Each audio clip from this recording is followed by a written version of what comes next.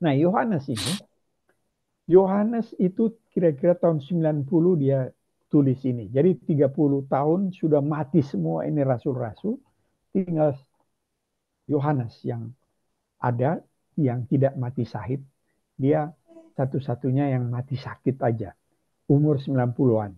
Nah, dia tulis ini kira-kira tahun 90 karena dia waktu diambil Kristus, dia yang paling muda. Nah, dia tulis ini eh, tahun kira-kira tahun 90. Jadi terakhir dia tulis ini kitab Yohanes ya.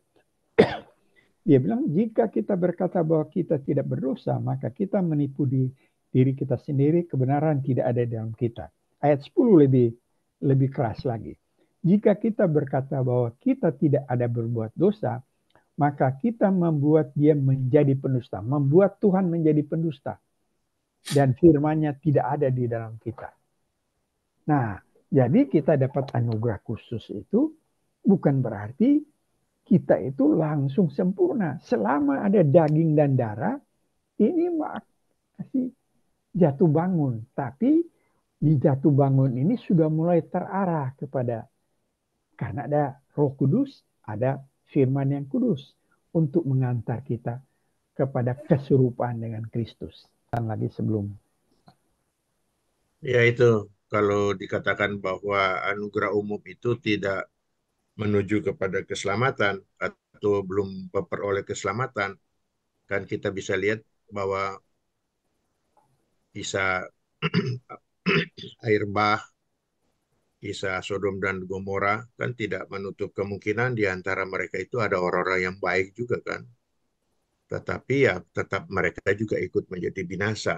Jadi memang anugerah umum itu tidak memberikan dasar kepada manusia bahwa mereka beroleh keselamatan. Betul. Hanya dari sana mereka dituntun dan semoga di dalam kehidupannya dibimbing atau dikuasai atau ada di gerakan oleh roh sehingga mereka boleh di antara mereka boleh beroleh anugerah khusus. Ya, betul. Ya, anugerah khusus inilah yang menuntun manusia kepada keselamatan. Betul. Walaupun memang seperti kata Alkitab dan kata penegasan Roli bahwa kita bukan berarti sudah terbebas dari dosa. Ini naluri dosa tetap ada di dalam orang Iya. punya kehidupan, ya kan? Hmm. Tetapi itu sebabnya tubuh ini akan dibinasakan atau akan mati, atau Ya. karena dari sana pada saat kedatangan Kristus, tubuh ini akan dirubah menjadi tubuh rohani, tubuh seperti yang dimiliki oleh Kristus. Iya, betul. Itu kita boleh bersyukur bahwa kita sudah masuk di dalam kelompok orang-orang yang memperoleh anugerah khusus. Betul. Dan oleh sebab itu kita tidak boleh anggap enteng. Kita harus mempertanggungjawabkan juga Ya. uh, keselamatan yang sudah kita dapatkan. Dan olehnya kita diberikan peranan menjadi saksi, menjadi bukti untuk memberitakan Injil sehingga jangan hanya menjadi milik kita saja akan keselamatan atau anugerah khusus itu, tapi akan ada begitu banyak orang juga akan bisa terhisap seperti kehidupan kita orang-orang yang percaya. Ya kira-kira seperti itu singkatnya apa yang bisa saya tangkap dan boleh saya tambahkan. Ya. Ada yang lain? Silakan yang lain yang masih bingung.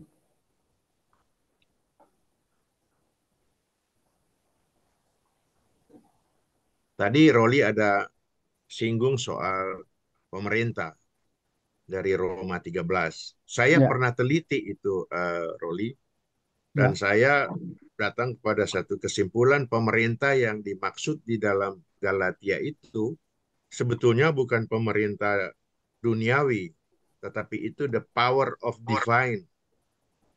Jadi kalau kita pernah chat juga dengan chat GPT, dia juga cenderung mengatakan itu adalah kuasa ilahi.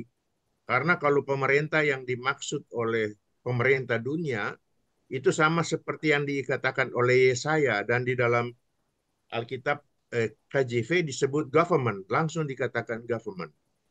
Memang di dalam Roma pasal 13 mungkin ini nanti akan menjadi pembahasan nanti ya, Roli. Tapi karena tadi Roli ada singgung, saya Ya. boleh masih perlu dijabarkan lagi, didalami lagi. pengertian pemerintah di dalam Roma pasal 13 ini? Hakim-hakim ini boleh dikata zaman kegelapan ya. Jadi Tuhan memberikan hakim-hakim untuk ya semacam anugerah umum untuk mencegah ya. Karena ini Hakim-Hakim 21 ayat terakhir. Banyak ayat tapi satu aja kita ambil contoh. Pada zaman itu tidak ada raja di antara orang Israel. Setiap orang berbuat apa yang benar menurut pandangan sendiri. Kalau setiap orang membuat apa yang benar menurut pandangan sendiri, ini kacau satu negara. Termasuk hakim-hakim ya. Kacau. Nah, oleh karena itu memang Tuhan harus memberikan pemerintah. Walaupun misalnya kayak si Korea Utara misalnya yang anti kepada Tuhan. Tapi dengan adanya pemerintah, ini tertib, ini apa namanya? Tertib ini nggak ada saling membunuh di sana. Ya ada pemerintah begitu kejam kepada orang-orang di sana, tapi secara umum tertib. Karena kalau tidak ada pemerintah, lebih berbahaya. Coba misalnya kita Indonesia ya, tidak ada pemerintah. Wah, yang ini merasa benar, ini waduh, perang saudara. Dan itu kejadian di hakim-hakim. Karena pada zaman itu tidak ada raja antara orang Israel, setiap orang berbuat apa yang benar menurut pandangannya sendiri. Ini kacau balau. Banyak orang bingung ya. Kasih Allah itu artinya menekankan kasih Allah, melupakan keadilan Allah. Jadi keadilan Allah dengan kasih Allah itu menyatu. Tidak bisa saling mengorbankan. Karena Allah itu beda dengan manusia. Kita manusia misalnya, Lucky misalnya, dia punya 2 anak. Lucky mengasihi anaknya yang perempuan daripada anaknya laki-laki. Itu kan nggak adil. Tapi kasih ada, tapi tidak adil. Kalau Tuhan tidak bisa. Kasih mengorbankan keadilan tidak mungkin. Jadi harus sama. Harus ada pengganti keadilan. Penggantinya siapa? Anaknya yang tunggal. Supaya kita bisa dikasihi. Kalau enggak, udah kena keadilan Allah, hukum. Oleh karena itu, harus Kristus yang menggantikan kita di atas kayu salib. Baru kita bisa mendapatkan kasih karunia, kasih anugerah khusus. Hari kali mau bertanya? Ya, silakan Hari. Hari. Ya, ini apa namanya yang membedakan manusia yang mendapat anugerah umum dengan khusus itu mungkin apa lahir baru ya apa? Ya, betul. Kristus kalau ini. Ya, lahir baru dan disatukan dengan Kristus. Ya. Karena untuk kita berjalan ke depan harus disatukan dengan Kristus. Nah, bagaimana caranya? Itu yang kita akan pelajari nanti. Ya. Suka ke gereja, tapi tidak menandakan bahwa dia bersatu dengan Kristus.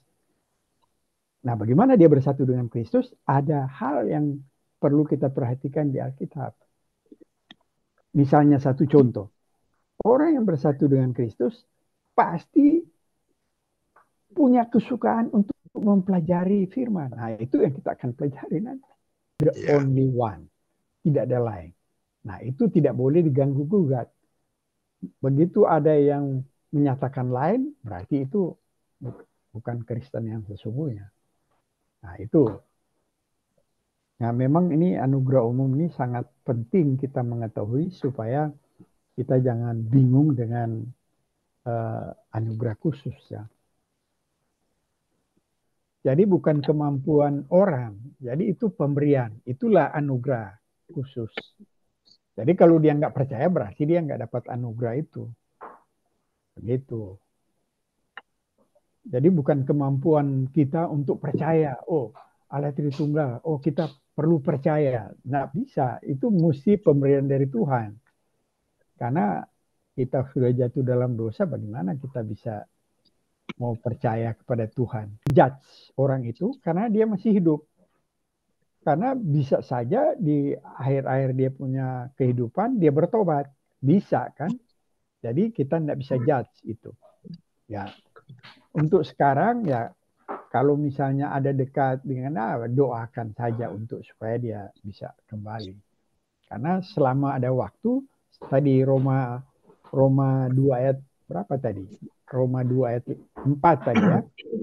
Selama ada waktu, kesabaran Tuhan ya, kenapa Tuhan begitu sabar? Karena menuntut orang untuk bertobat kan. Ini, maukah engkau menganggap sepi kekayaan kemurahan Tuhan, kesabaran Tuhan, dan kelapangan hati Tuhan? Tidakkah engkau tahu bahwa maksud kemurahan Allah ialah menuntun engkau kepada pertobatan? Jadi kesabaran Allah itu supaya orang dituntun kepada pertobatan. Di Kejadian 3 ayat 5, ular bilang begini kepada Hawa ya. Allah mengetahui bahwa pada waktu memakannya, matamu akan terbuka dan kamu akan menjadi seperti Allah, tahu tentang yang baik dan yang jahat. Nah, ini luar biasa dampaknya ya. Jadi ketika manusia mengikuti nasihat setan, dia memperoleh kemampuan untuk mengerti antara baik dan jahat. Padahal Tuhan tidak memberikan bekal untuk kita mengerti ini. Itu sebabnya kan tidak boleh makan ini pohon tentang buah yang pengetahuan baik dan jahat. Karena Tuhan belum memberikan kemampuan untuk kita menangani ini. Tapi setelah ditipu oleh iblis, kita makan, kita mempunyai kemampuan untuk mengetahui baik dan jahat. Tapi karena baik dan jahat bukan diberikan oleh Allah, ini luar biasa dampaknya. Apa dampaknya? Adam langsung lihat, dia langsung tahu dia telanjang. Ya. Dan dia memandang istri itu sudah ada jarak. Kemudian yang lebih parah lagi, karena kita tahu baik dan jahat yang di luar pemberian Tuhan, kita condong kepada yang kita lihat baik. Oleh karena itu, sering Tuhan Yesus bilang, kita lebih condong melihat selumbar di mata saudara. Yang jahat-jahat kita lihat orang. Tapi yang baik-baik kita lihat kita. Dan yang paling penting di kejadian ini rupanya kita menjadi self-centeredness. Artinya menjadi egois. Dan itu yang terjadi. Kita merasa benar. Benar sendiri. Itu yang terjadi, banyak sekali perpecahan di gereja. Karena kita merasa benar sendiri. Karena kita mempunyai kemampuan untuk mengerti baik dan jahat yang bukan berdasarkan firman Tuhan. Terus berapa? 13 ayat 9. Oh, 13.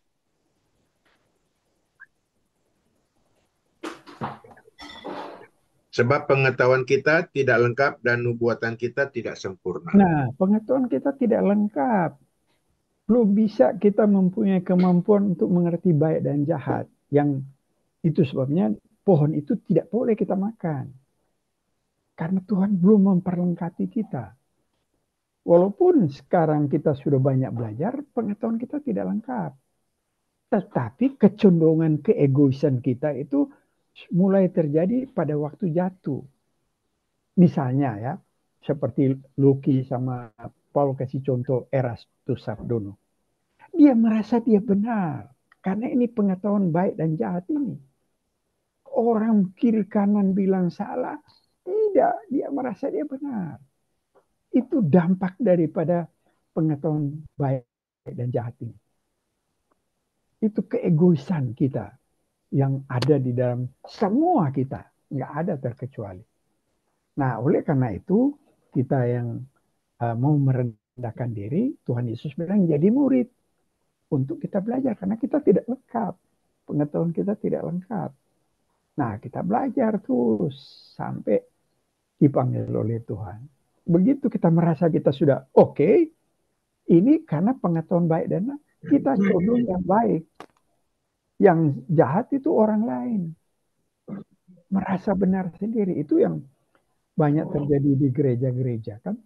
Kalau perpecahan, oh saya anggap saya benar, kamu salah. Ini padahal semua itu pengetahuan tidak lengkap semua. Dibukakan karena ini mulai dari ini kejatuhan manusia. Jadi iblis bilang kamu akan jadi seperti Allah. Jadi seperti Allah kan Allah itu lengkap, sempurna. Yang kita iblis tipu itu mengerti mengenai baik dan jahat. Tapi karena kita tidak sempurna, kita condong semua yang baik kita, yang salah semua orang. Nah ini kecondongan itu berbahaya sekali. Oleh karena itu kita jadi murid yang Tuhan Yesus bilang. Untuk supaya kita belajar terus merendahkan diri, bergantung penuh kepada Tuhan. Sekali kita tidak bergantung, kita merasa kita benar. Itu kira-kira. Jadi salah satu dampak kejatuhan manusia itu bahaya sekali nih. Kuasa kegelapan. Engkau menjadi seperti Tuhan. Jadi kan kita kan banyak playing God ya. Kita rasa kita yang paling benar. Itu playing God itu. Itu pekerjaan Tuhan itu untuk menentukan benar dan salah. Kalau di Manado bilang apa tare? Iya. Nah itu kira-kira ya supaya kita lebih wise untuk melihat segala sesuatu ya. Jadi belajar itu sangat-sangat penting. Bergantung itu sangat-sangat penting. Karena itu tandanya kita bersatu dengan Kristus. Ya.